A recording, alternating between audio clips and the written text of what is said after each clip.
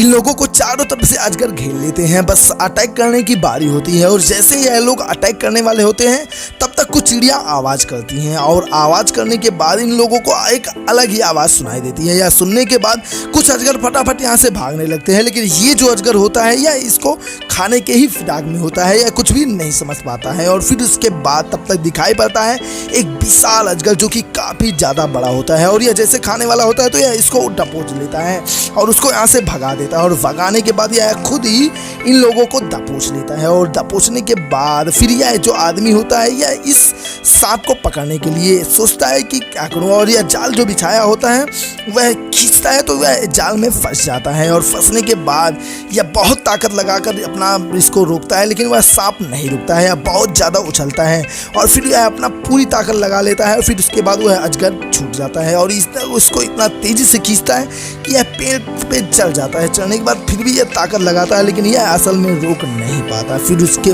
बाद कुछ टाइम बाद यह अजगर बहुत ताकत लगाकर कुछ इस तरह से ऊपर चढ़ जाता है और फिर यह आदमी कुछ इस तरह से रोक पकड़ा होता है और यह आदमी इस पेड़ में फंस जाता है। फिर उसके बाद यह अजगर धीरे धीरे आता है और इसको खाने के फिराक में होता है और यह अजगर धीरे धीरे इसके ऊपर अटैक करने वाला होता है और फाइनली वह अजगर इसको